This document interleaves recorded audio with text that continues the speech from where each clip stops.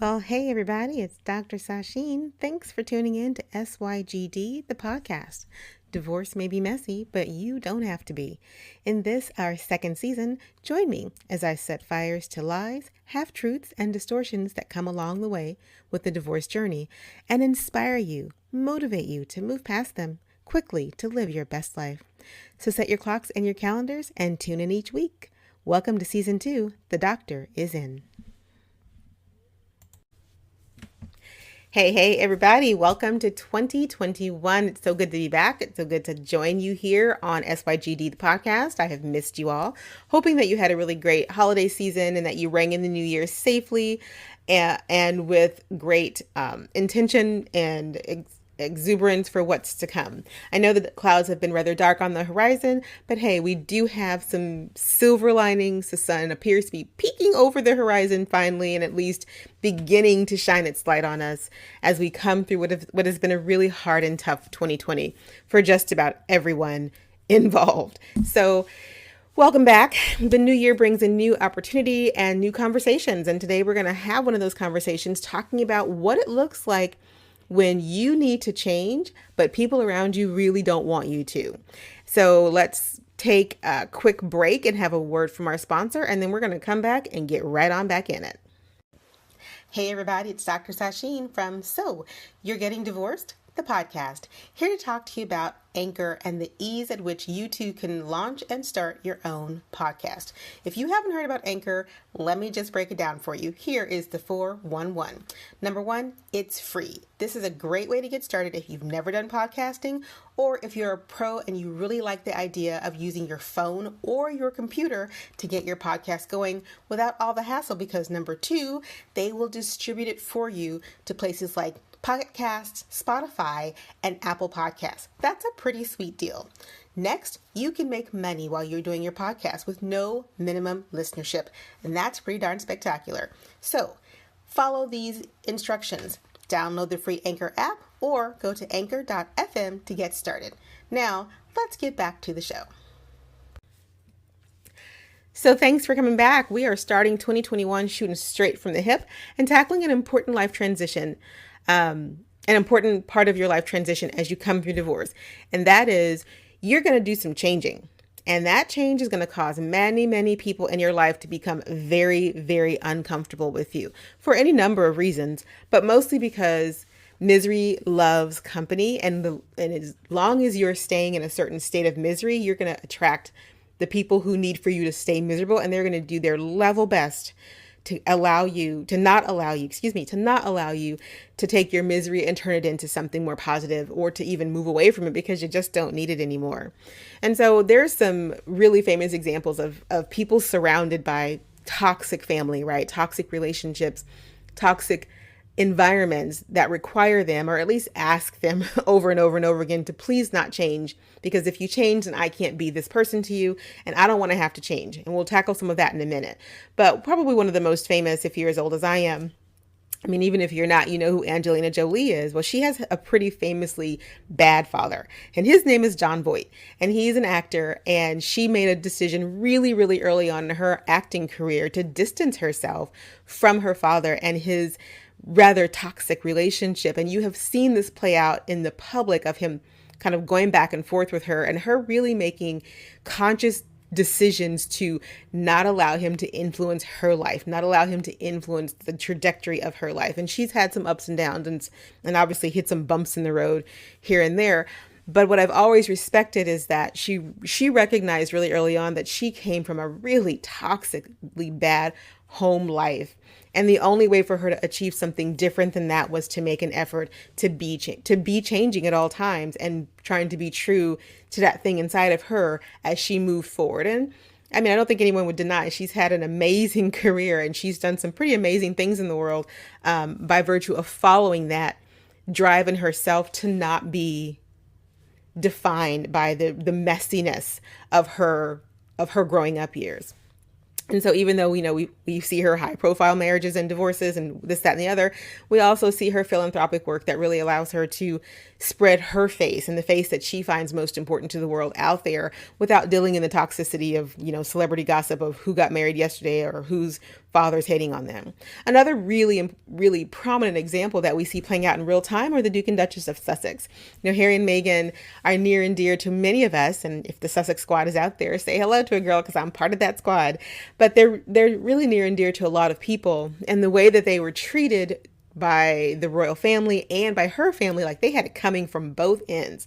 And they really had to decide if they were just going to continue to live as the bubble royal couple, toe the party line, take the abuse, because it was pretty abusive the ways they've been treated, take that abuse just so that they didn't change too much and change a whole system, or if they were going to say, you know what, we can't do this. And they said, you know what, we can't do this.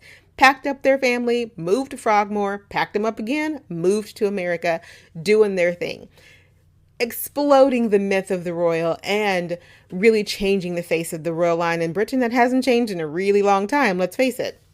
The last big controversy was Diana, Harry's mother, and now Harry is trying to protect his wife from the things that his mother went through. So here's the deal. When you need to change, when you want to be different, there are people around you as you're going through that transition who are going to fight really hard against that because they require you to stay the way you are. And I'm going to tell you why. The first reason that they require you to stay the way you are is because they want to keep treating you a certain way. Nothing gets people's dander up faster if you have been, in their minds, put in a position of either submissive to them or subordinate to them or whatever to them. And all of a sudden you're changing. You're deciding that you don't want to play that role anymore and that you're not willing to endure that, which means they can no longer treat you a certain way. In relationships, I see this happen where the submissive partner begins to demand a level of respect and consideration that one partner hasn't ever given them or hasn't felt like they've needed. And that causes a lot of friction because when you need someone to be submissive to you and all of a sudden they stop, you get really upset. It pushes against you. And that's what happens when you start to change. You push against people and you require them to treat you a different way. And you find out really quick that some people are just not willing to do that. They don't want to treat you a different way. They don't want to have to acknowledge your growth. They don't want to have to acknowledge your newfound awareness or your new self-reflexivity or your new you. Good Lord, try cutting your hair sometimes if you've grown up with a father who loves long hair and you cut your hair and all of a sudden he's not speaking to you because, quote unquote, you're not his little girl anymore. That's just one small example of the ways in which people really need us to remain consistently the same so that they don't have to alter their view of who we are, and then they don't have to treat us any differently. And I'm not saying that all people treat us terribly, because obviously that's not true. But what I find when I'm talking to women, especially women who are going through a divorce and going through the life transition of putting themselves back together, is that their support circle doesn't really know what to do with them if they don't behave the way that they did when they were married. If they start to act too differently, then the people who've been supporting them or been in their life during the course of their relationship with their significant other aren't sure what to do with them. They don't know how to treat them. So they're just going to treat them the same way. And that starts to not be acceptable. And you begin to see those relationships fracture and fall away. The second reason that people need you to kind of remain consistently the way that you are is if their livelihood depends on you maintaining a certain status quo. And woo, let me tell you, when we start talking about money and livelihood, it can become very apparent that for some people, treating you a certain way and needing you to act a certain way is more important because their livelihood depends on it than seeing your growth and acknowledging your change. That's a really hard lesson to learn, and it can be a very powerful, personal, and hurtful lesson to realize that really it isn't about you, it's about their livelihood. And you being a certain way extends their livelihood. And when you threaten that, they are going to fight back. You are going to become the problem. You're going to become the reason that things are going poorly. And you're going to be told that you need to figure things out so that things don't change too much. And you may not even realize that you are the source of their livelihood. You may not even realize that they have built a life around your behavior that they have built an identity around being a certain way in your life. And that if they lose that, they lose a part of themselves. And so they fight against you. And it may come at you in ways that have you wondering, wow, what did I do to this person? Or I can't believe that this person would treat me this way. I thought they supported me. They only supported you in so much as they needed to make sure that you maintained a certain level of whatever, whether that's standing in the community, whether that's a certain bank account, whether that's a certain lifestyle, so that they could continue to have their lifestyle. And this may be one of the more hurtful realities as we go through these life transitions, right? Is the realization that for some people, our life is just there for their life. Let that sink in, that our life is really just there for their life. And if we start to change our life and we start to say, you know what, I don't actually want this version of life anymore, so I'm going to work on making some changes, we find that all of a sudden that those people are not as supportive as we thought they were going to be, as we expected them to be. And that kind of hurt can take some time to get through, and the realization can take some time to shake out. But this is one of the more painful realities of changing your face, changing your life so that you grow, is the realization that your growth may cost somebody else their livelihood. Next reason that people may want you to not change or to stay the same is because your change may force them to realize how much they're responsible for your current situation. Let me say that again. You're changing and acknowledging some things and attempting to grow past them, move through them, work them out so you can leave that baggage in the past, can in fact force people in your life, very important people in your life, to recognize that they may have had a hand in how your life turned out, a larger hand than they want to admit. And nobody wants the responsibility of realizing that perhaps my bad behavior in fact led to you having some bad behavior happen in your life that I might actually have been able to prevent. And before someone says, and someone always does, well, what about personal responsibility? At some point in time, you have to let those things go. That's what change is, right? Change is taking personal responsibility and saying, hey, okay, I can't change a lot of other things around me, but I can change me, and I want to change me. So I'm going to make this move to change myself, to grow myself, to better myself, to further myself. But this is not about that. This is about people around you looking at that change happening in you and going, oh, so my behavior towards you, my treatment of you, my desire to not help you, to do certain things towards you or to have a certain kind of relationship towards you actually was not good for you. It actually kept you unhappy. It actually kept you in a toxic relationship. I can't tell you how many women have said to me that they attempted to talk to people in their lives when things were going wrong or poorly, only to have that person be like, what is wrong with you? You have all of this over here. Why are you complaining? Or you're just not very grateful, are you? Because this person's doing X, Y, and Z for you, and you're not doing A, B, and C, and you have the right to complain. Or this is the one I really hate. So many people would love what you have.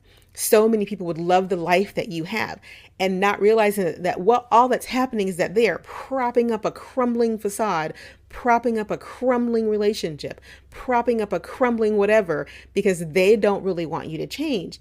And when you start to dismantle that and break it down, this can force people to go, ooh, gosh, it was really bad. And I really just kind of helped it be bad for you. And let's be really clear. A lot of people are not ready to have that kind of conversation with themselves, and they're surely not ready to have that kind of conversation with you because they don't want to see their culpability in your current situation. They don't want to acknowledge that when you reached out a hand for help, that they smacked it away and instead said, listen, it's not that bad. You just need to figure it out and get over it and find a way to work through it. And that happens a great deal, and it happens more than we like to admit. And so they're going to push back against your change because it may force them to ask questions about themselves or to acknowledge things about themselves that they just don't want to acknowledge. And don't be surprised if you stop hearing from those kinds of people, even if those kinds of people are your closest friends and family. It is easier to walk away than admit that your behavior has in fact led to someone else's really bad relationship. And then finally, the reason that people need you to remain the same is because of the fact that generational bonds are hard to break. and can blow a family apart. And for this, I'm going to swing back around to the Duke and Duchess of Sussex. By breaking the generational bonds of saying that as royals, we behave in a certain way, and behind the scenes, this is how life goes. They literally are breaking the generational bond for Archie, for their son. You know, one of the heartbreaking parts of their relationship thus far has been the treatment of Meghan during her pregnancy with Archie.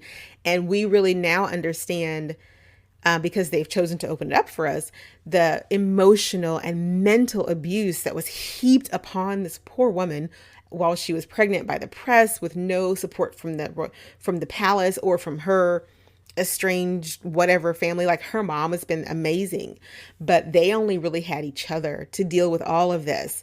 And I think that they're just a really good example of how when a couple, when a family chooses to say, we need to break a generational bond of endurance of pain for the perk of being born into the royal family. Like, this has to stop. Our lives cannot be like this. This is actually not acceptable. And remember, this man lost his mother to the paparazzi. This man lost his mother to the incessant need of the world to see every aspect. And she was not protected at all by the royal palace either. So he really had a front row seat of the devastation of the that can be caused by the generational endurance.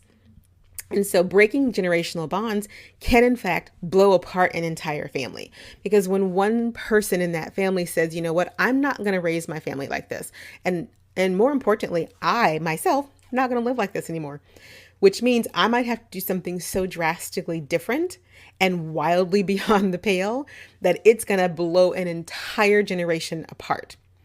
And that's what the Duke and Duchess did, right? Like, they moved to Frogmore Castle and then they moved to America. And there's nothing bigger than literally picking yourself up and relocating yourself away from family, away from the people who have the ability to hurt you and to keep you confined to a certain narrative that they need you to live. And so by moving across the pond, so to speak, I guess not so to speak, moving across the pond, not only did they put physical distance between themselves and the royal family, they also put emotional and mental distance between them and the generational kind of trauma that comes with being a part of the royal family. This also happens in everyday mundane relationships. When you make a decision that is against everything that your family has been known to do, then you have to take the responsibility that you're going to break apart that, and you're going to break that generational bond. You can definitely break that generational bond, but it also means that you can blow apart a family. Like, you force a family to acknowledge that perhaps the things that we have always done in a certain way are in fact not the way that we should have been doing them. And that can break an entire family's curse for generations. But the fallout immediately is that you just lose that family, you lose that connection, and they lose you. And so this is one of those hard moments to recognize, is that when you make the change, when it's you who needs to change, and you have to change for your own sanity, for your own growth, for your own happiness, that's not selfish, that's self-preservation. But it does mean that in that self-preservation, you may inadvertently or advertently change life for generations to come, who come after you, who will now see, oh, we don't actually have to do it this way. Holy cow, let's walk that way instead. And a whole family can be changed. Now, this is no pressure on you, because bottom line, again, you have to think about self-preservation.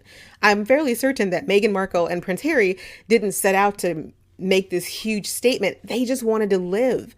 They just want to live and do good in the world and raise their family and have a life. Who knows what that impact that may have on the rest of the royal family? But what we do know is that on the rest of the world, for us Sussexites out there who follow them, it's a great example of trying to stay true to your growth and true to the person that you need to be in the world. And so as you come to the chapter of your life post-divorce, the transition chapter, this is important. Who are you going to be?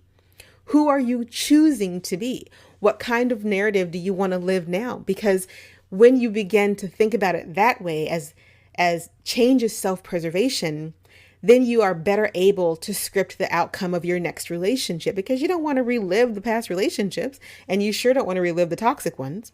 You're also able to better think about what you want out of your next chapter. Like, just because you came from one place and you married into that same place doesn't mean you want to stay in that place. It doesn't mean that you want to repeat that cycle, that you want to endure because my family's about survival. Well, maybe your life's about thriving, not just surviving. And yes, they will take pot shots to try to bring you back down. And if you haven't read Who Do You Love? 4 Faces of Narcissism, I talk about the 4 levels of narcissistic behavior that people engage in around this very issue. When you start figuring out that you are in fact being held down by people who do not have your best interest in heart, they start gunning for you. They start coming after you. And that's something that you have to contend with. And you have to do it if you want a different outcome. You have to do it if you want your next chapter to look different than your first chapter, or your second, third, fourth, fifth, sixth, seventh, or eighth, because until the end of your book reads the end, you have the opportunity to be happy. And finally, if you want a different outcome for the generations coming behind you, say you have kids and you want them to live life in a different way, you want them to have a different understanding and appreciation and love of life and relationships that you yourself did not have, then you have to think about and you have to put in perspective that your growth, though it may rub a lot of people the wrong way and force a lot of people to look at you differently, it is non-negotiable. It is not optional. And it's something that you're not willing to compromise on. And so as you go through 2021 and you start planning out what life is going to look like, ask yourself those questions. What is my next relationship supposed to look like? What is my next chapter going to include that I maybe want? Not that my family wants, not that I've been used to, but that what I want. And if I have kids, what is the legacy I want them to bring forward when I'm gone? What is the kind of relationship that I want them to see as normal, healthy, and necessary? Is it the one that we just came out of, or is it something different and I need to be that change in the world? So like I said, 2021 is going to be all about me shooting it straight from the hip and tackling the important aspects that come up as we transition from one part of our life to the next. And women, I'm talking to you right now, men too, not going to exclude you, but women especially, as you're going through a divorce after maybe 5, 10, 15 years of marriage, these are the important questions that come up, because you may in fact be stuck in a box of identity that is not even yours, but you've lived it for so very, very long that you just don't know how to be different. And so the next relationship is going to look a lot like this one, because you just don't know how to be different. And so I urge all of you listening to think about, how can I help myself? How can I bring myself forward? And sometimes you can do it alone, and sometimes you can't, which is why there's therapy out there. I'm a big proponent. I'm going to talk about it every single chance that I get. There's no sponsor for this. It's just getting the help that you need from a professional to help you figure out your next chapter. But there are also other things that you can do. You can take a look at your friend group and make sure that those people are actually people who support what you're going through. You can hire a professional divorce support coach. That would be me. That's what I do. You can get professional therapy from a therapist, an actual licensed therapist, to help you with the deep emotional issues that you might need to deal with before venturing out into your next chapter. Whatever the case may be, the bottom line is, when you decide to change, the people who are around you may be really interested and invested in making sure that you don't change. And so you want to make sure you have surrounded yourself with people who support what you're going through. And if you don't have that, you get the help that you need. And that, as they say, is the tea. Thanks for tuning in this week. To get more, follow me on Facebook, Instagram, Pinterest, YouTube, LinkedIn, and coming soon, Patreon, for those who want to subscribe and who want to support this podcast. If you have any questions, please contact me at support@sashinmobley.com. And as always, please like, subscribe, and leave a comment so that we can continue to rise in the rankings. That's it for this week. Take care. See you next time. Bye.